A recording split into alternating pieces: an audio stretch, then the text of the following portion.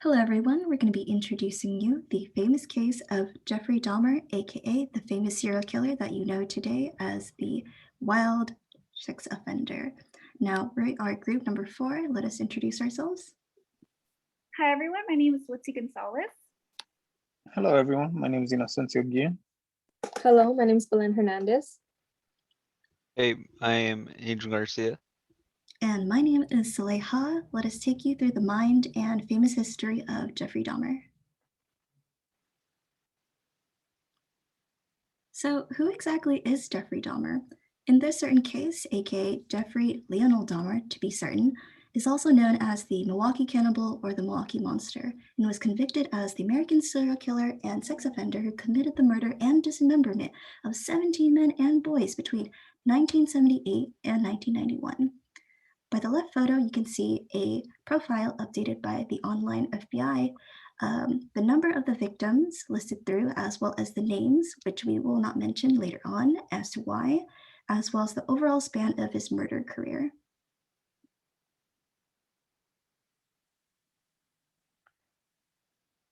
The Milwaukee Cannibal was Jeffrey Dahmer, and he began his killing career as a youth by killing small animals and dismembering them. He disposed of the bodies in acid and then followed the same procedure on humans. He targeted handsome men. He drugged them to keep them close to him. While drugged, he would drill their skulls and dismember their bodies. He began eating their body parts and compared them to fine meats. The picture in the middle shows photo evidence of inside Jeffrey Dahmer's fridge in 1991. Dahmer was almost caught when one of his victims, Conrad Synthesymphone, was able to escape while Dahmer went out for beer. Synthesymphone was later found dead. His older brother was also a victim of Dahmer in 1988. His name was Keeson Synthesymphone. Dahmer was finally arrested when Tracy Edwards fought out Dahmer's control and flagged down police. Police went to investigate the incident, and they were welcomed with a very putrid smell that forced them into his apartment. He was arrested and sentenced to 15 life terms, 941 years total. He was beaten to death by an inmate, Christopher Scarver.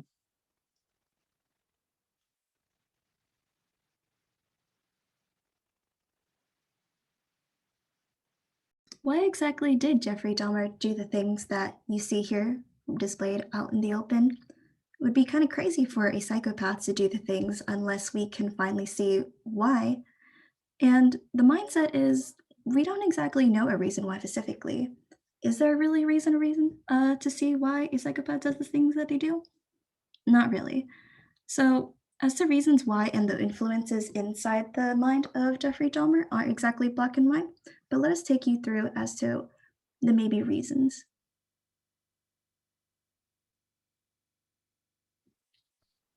Childhood.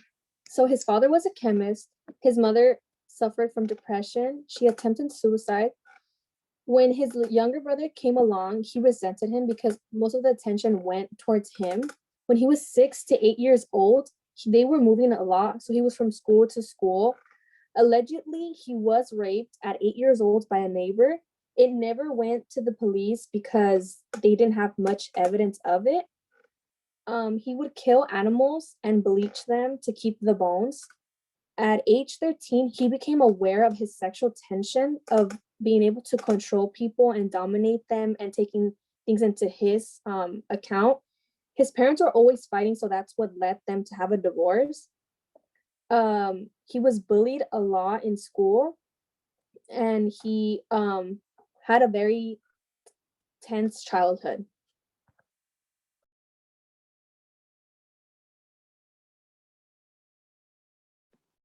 Inside Jeffrey Dahmer's mind. So his interest in dead animals started as small as insects like butterflies, and then he moved on to roadkills. He started to take animals apart of his own curiosity. He would take them from the streets when they were already dead and just wanted to have a look inside of them. He wanted to know what their organisms look like, what the inside looked like, everything that you can think of. He was able to get away with all of this because his parents were never around. He didn't have any parental surveillance, which allowed him to be curious and get all of these dead animals. His first victim was a live dog. He was alive and he tortured him. He nailed his hands, he took his skin apart, and eventually ended up killing him. His father thought that he had scientific curiosity every time he asked about how to preserve bones. Little did he know that that was not the reason. So, the start of it all, as previously said, when he had puberty, it showcased that his sexuality was gay. And it's when he first started to realize that he wanted to be dominant and he had an obsession over it. When he was 14, he started drinking consistently. He would sneak beers into school. And at 18 years old, his mother and his younger brother moved away and left him in his hometown, where he was left to live alone. His first victim was 4 days after his 19th birthday. When he was still living alone, he began to experiment techniques he learned from his father to preserve the bones and get rid of the rest of the body bones. There was efforts from his father to get back on track with college and the army.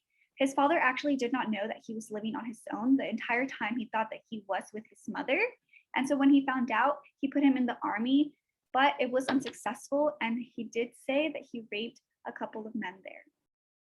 He realized later in his new future that his fuerte was killing people. And from there on, he began his trial and error. So, just exactly how did it get to this point? Well, to conclude from the previous points mentioned before, he was bullied from a young age up until high school. He was known as the outcast, known as the nerd or the outsider, and the alleged abuse combined as well furthermore projected him into his mindset of just turmoil and what may have caused him to go to those killings.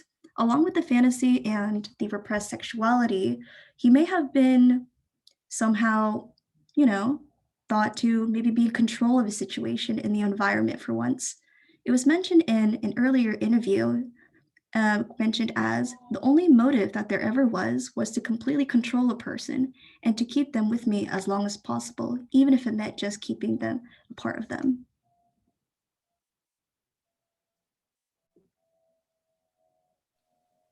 How does his childhood and IQ contribute? At the age of 4, Dahmer was diagnosed with a double hernia and underwent surgery to correct it. After having the surgery, he began to grow distant from his family. As Dahmer grew up, he would constantly be bullied by some of the other kids at school and had little to no friends. The lack of socializing with his peers contributed to him feeling lonely. Dahmer eventually turned to alcohol as a way to cope with his loneliness, insecurities, and troubles. Whenever he would drink, he couldn't restrain himself and he became an alcoholic.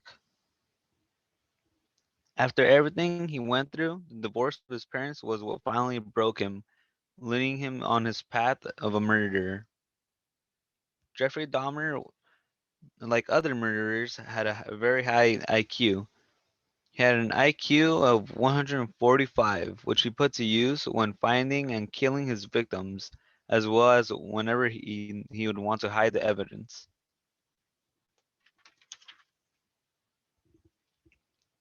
How did he kill? His first kill was different from the others, in which the victim was a hitchhiker, in which he knocked out with an object, and after killing them, he scattered the remains in his backyard. His main killing method involves stalking men at gay bathhouses and luring the unsuspecting men to his apartment or a hotel where he would roofie them and then rape them. And after raping them, he'd kill them, or he would kill them, then rape the dead body. Sometimes he would even drill holes into their heads when they were alive and pour hydrochloric acid inside.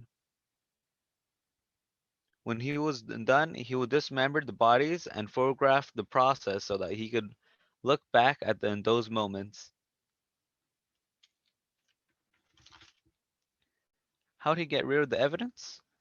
For his first kill only, he pulverized the body to dust and scattered the pieces in his backyard. For his other killings, he would store them inside the refrigerator or his freezer, and then some parts he would eat, and what he didn't eat, he would put inside a barrel of hydrochloric acid where the body parts would dissolve. And once they were completely dissolved, he would pour the remains into his toilet and flush away.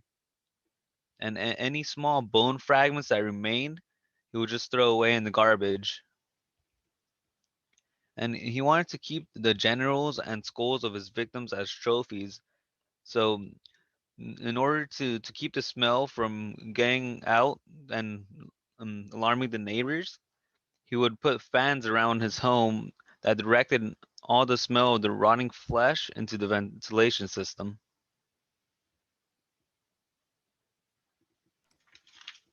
Now, if you were a person that Jeffrey Dahmer had his eye on, this would probably be the worst case scenario for you in this case.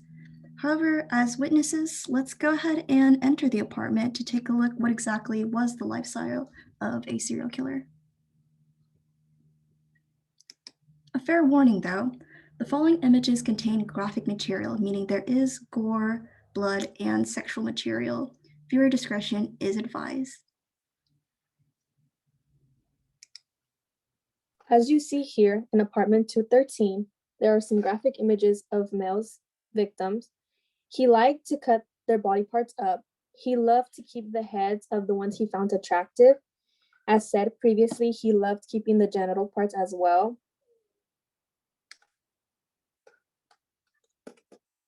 Trigger warning. Here are more photographs that he took of his victims. He would put them in those type of positions in the left up photo. He would keep them like that, and he would even have sex with them after they were dead. He would cut them open and take out all the body parts inside there and put them in the fridge for later to eat them up. And he targeted mainly Black men. There was other race, but it was mainly Black men who he would use as victims.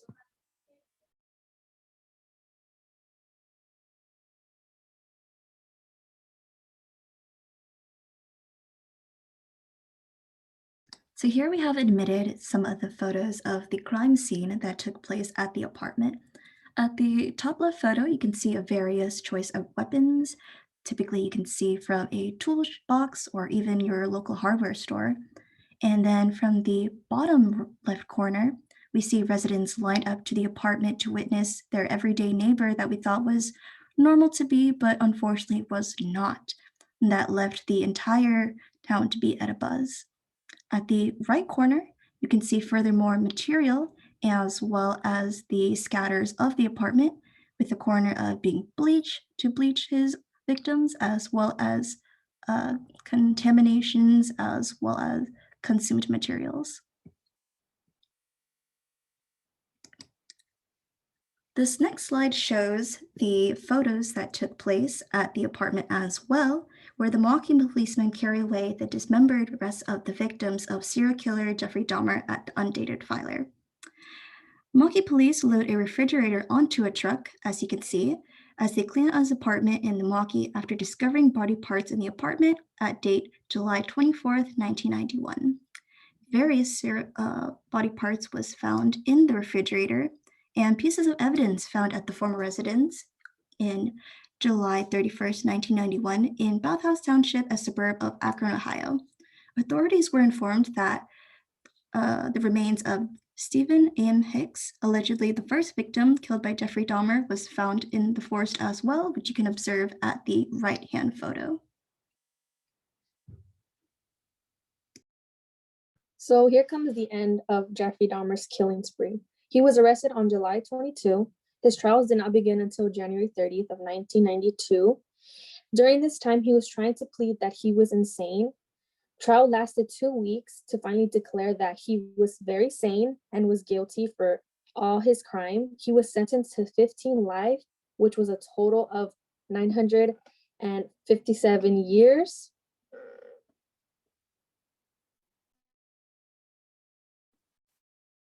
The fate of Jeffrey Dahmer. What did he come to be? So Dahmer was actually killed on November 28th, 1994 by his fellow prison inmate, Christopher Scarver. Christopher Scarver was disgusted by Dahmer's sick cannibalism detail in prison. So Dahmer would actually take anything that he could, like ketchup packets, and would recreate scenes that he played in his mind from all of the dead bodies and all of the body parts, and he would scatter them around the prison, and he would do this essentially to get people to fear him. So he was exaggerating his situation and his crime to receive fear instead because he found it really funny. So conspiracy says that his death was actually no accident. It goes to say that the guards hated Dahmer and actually let Christopher Scarver kill him, as they were not around when the scene happened.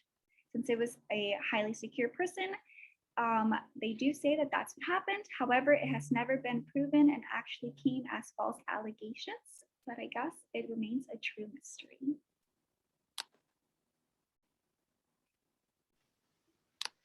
Now we will take a quick look at a video which includes 5 different interviews that Dahmer had.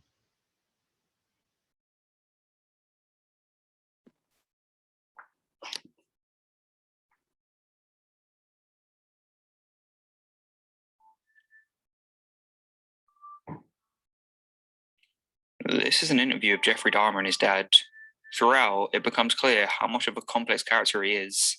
At some points, he seems almost ashamed of his crimes and shows signs of remorse. But in other parts of the interview, it appears that he actually enjoys talking about his crimes because he was able to share and almost relive his fantasies all over again. Doing what I did was my way of feeling in complete control, at least for that situation. Creating my own little world where I had the final say, where I could completely control a person that I found physically attractive, and keep them with me as long as possible, even if it meant just keeping apart.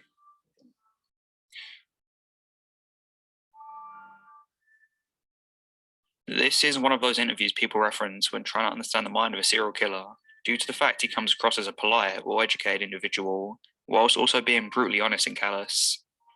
At one point, he even notes how he would keep people with him as long as possible, even if it just meant keeping a part of them. What would you do with the dead animals, Jeff? Take them back in the woods, skin them sometimes, slit them all the way open, look at the organs, feel them.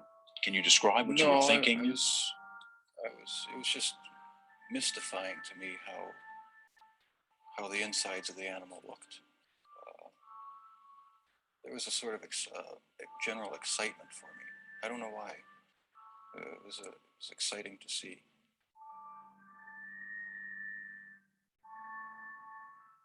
This footage is from the 24th of December 1990. One of the main talking points of this video is how he makes a remark about how he needs to start eating more at home, which many have indicated could perhaps have been a more sick joke to himself rather than an innocent passing comment. Throughout the video, it's clear that he feels awkward in his company, especially by his mannerisms. No, I've been surviving on McDonald's food for since I moved down there. So you're looking good. Grandma was saying that she thought that you got quite a bit thinner, but you look fit. I don't know. Well, I've been surviving mostly on McDonald's food. It's just so much easier just to pop into a restaurant. But Yeah. like I've said before, it gets too expensive, and It does. I have to start eating at home more. Yeah.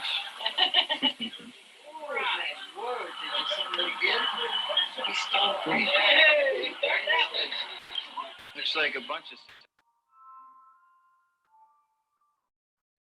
Here we have footage from April 6, 1993, when Dahmer was beginning to serve his 15 life sentences. Here he would announce to the court how he would inject hydrochloric acid into the brain of his victims to put them into a zombie kind of state. He also claims that he attempted to do this with hot water too. The other procedure that you utilized was to drill holes through the bone, through the skull area. Yes. What did you inject into the holes? Sometimes hot water, sometimes weak acid solution. What sort of acid? Hydrochloric. Now, what was the purpose of that drilling technique now? To put the person in a sort of zombie-like state. I didn't know exactly what I would do, but I was experimenting. What do you mean So you say a zombie state, what do you State where he would be willing to just follow my orders, not want to leave. This is a clip of evidence being seized at Jeffrey Dahmer's apartment shortly after he was arrested. The police removed dozens of boxes with body parts inside of them and a huge canister of acid. The whole neighborhood came out to witness the apartment being investigated by the police. The same apartment that was owned by the man they used to see almost every day, but very few of them could have ever imagined the atrocities that were taking place right under their nose.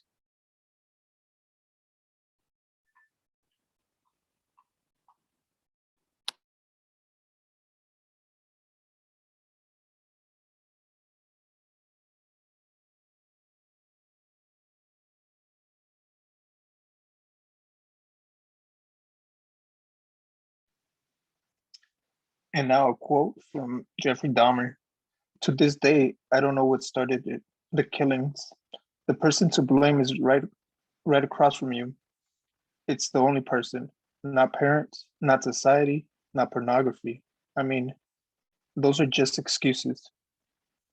Jeffrey Dahmer in Inside Edition interview.